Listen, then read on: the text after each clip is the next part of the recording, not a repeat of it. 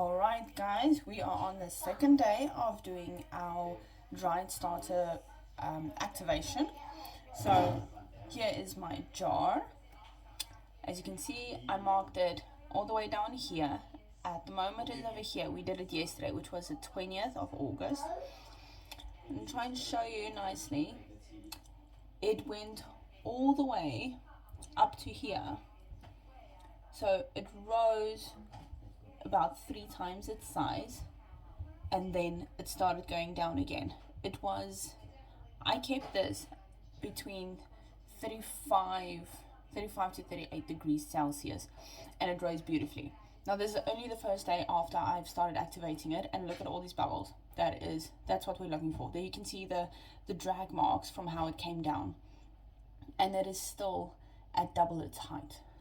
So I only had the cling film on, and if you look inside, you can see the bubbles over there. You shake it around, you'll see some bubbles popping a little bit. Let me show you. If you drag it out, you'll see some. See, look at that. That's what we want.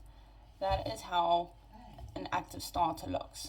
But we need to make sure that it's nice and strong to be ready to bake with. So I want to quickly touch on the signs that you need to be looking for. So mine had a lot of bubbles and it had rise, did not have the smell.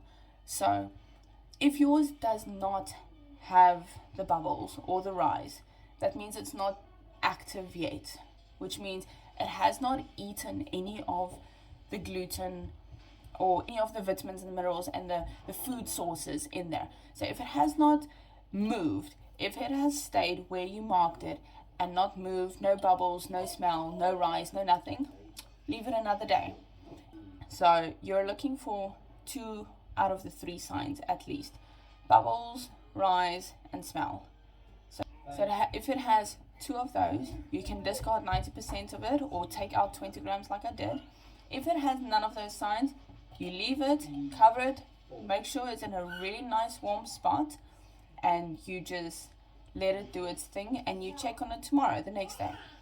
I've done one of these with my son at his school, and the second day there was no rise, didn't move, no bubbles, no new smell, nothing. We just left it. The next day it started activating, and you could see it getting more busy and busy. So that is my advice. Watch your starter. Don't just go by day. Day 1 do this, day 2 do that. You need to look at your starter and you need to follow its lead. It's going to tell you if it's hungry, it's going to tell you if it's not hungry, it's going to tell you if it's been too cold or too warm. You just need to read the signs. So if it is not rising, it is most likely that it is not being kept warm enough. So please try and keep it between 35 and 38 degrees Celsius, and I promise you it will rise beautifully. If you're having any trouble, comment down below. I am glad to help. So what you're going to do is we're going to mix this up. Got your scale. Make sure you got your scale. Some nice warm water, lukewarm, should be cool to the touch.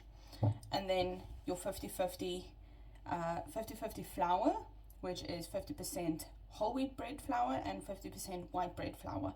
We need the whole wheat so that it has all the extra vitamins and minerals and those things to feed your starter properly, so that it can be nice and strong. So what you're going to do is you're going to mix this up.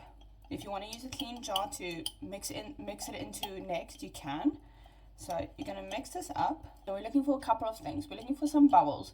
We saw some bubbles in mine. And the next is the smell.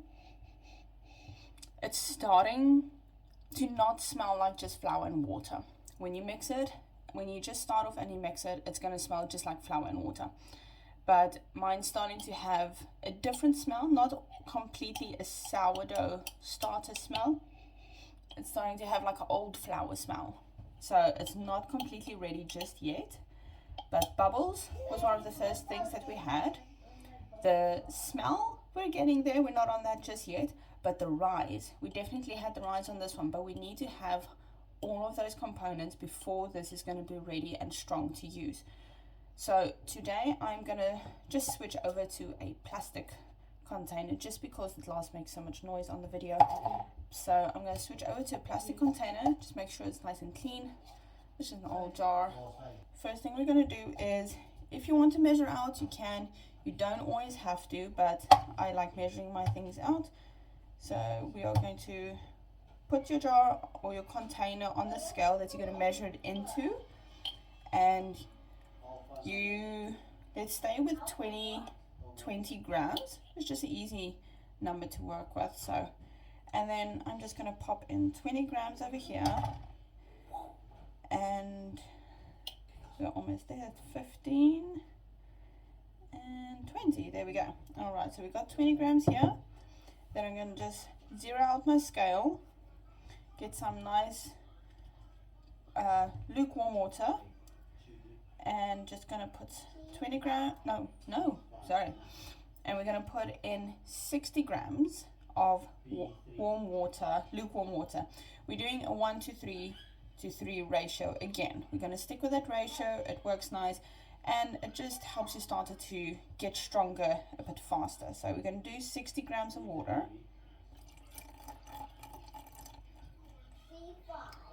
50. There we go, 60. All right, so let's mix that up. Always easier to do your starter than water, because it's just it's easier to mix it all up. And there we go, just so that's mostly mixed, doesn't have to be perfect. All right, and then we are going to zero out the scale again, and put in 60 grams of our 50-50 flour. So let's do that one. All right, so we got 60 grams of flour, 60 grams of water in here. You can get rid of the scale for now, and we're just going to mix that up. So you're going to do exactly the same as yesterday. You're going to mix it all up. It's going to have a better consistency today, so you're not going to need to add any extra water, because the dry starter has hydrated already. There's no need for extra water. It's going to be good. It's going to have a good consistency, and I'll show you that in a minute. You just get all of this all combined nicely so there's no dry flour anywhere. So at this rate, you might even be able to, we might be ready to bake bread with this in about a day or 2 days time. So maybe on day 4, this might be ready to bake. But I must tell you how important the temperature is that you keep it at, because I've had so many starters where I mix them and I just leave them at room temperature, or the ambient temperature is just not high enough, and then you're not going to get the rise that you're looking for. It's going to be very sluggish. Sometimes it doesn't even reach its peak. I have had people that I've given starter to, and they do everything right, but it's just a cold climate, and they struggle to get their starter at a warm temperature, to keep it in a warm spot so that it has the ability to rise, to double, or even triple. Tripling is even better. Then you know you have a really good strong starter, and then it's at its peak and you get a beautiful rise. So I've mixed mine. Look at this consistency. It's like a thick batter consistency. You see that? That's fine. That's good. There's enough water for it to level itself out over time, and it's not going to stick up, but it's not too watery. But a bit more water, a bit less water, doesn't matter. You don't have to be precise. I like to be precise, so that's why I do it this way. Now I'm going to take my marker. I've just found with the light I can just mark it over there. Oh, red on red, that doesn't work very well. Okay, so mine is over there at the moment, as I can see with the light. And we mark today is 21 of 8. Alright, so I've marked mine over there. Like I said yesterday, I like using my cling film, so it has a bit of water vapor on it. So just pop that over. There really doesn't need to be tight or anything, or even if I just want to, I'll just put the lid on, not squeezing it down, just making sure that it's on to protect it from anything going inside, and the CO2 gas can still escape. So we will put this in a warm spot. Please try and keep it nice and warm. You will see results so much faster. So there you go. That's your starter mixed and ready to be stored, and you just leave it. It's going to do its thing. gonna do its magic, and it'll be ready. Oh, you'll get there. Now, this fella, what do we do with this? This is called discard. This is not, it's not active. It's semi a little bit.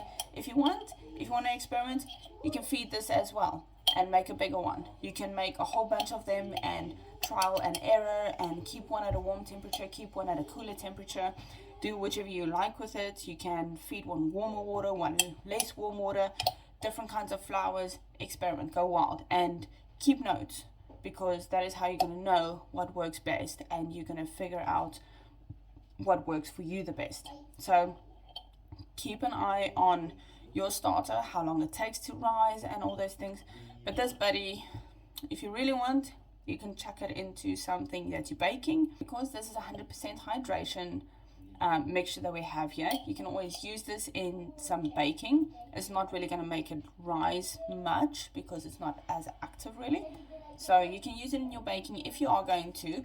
Then you just need to adjust your measurements for your fluid and your flour in your baking. So you're going to have to take the amount that you want to put in, no more than 200 grams. I know this isn't 200 grams, but no more than 200 grams of discard per recipe, because it's just going to make it it's very moist. So it brings a lot of moisture to your recipes.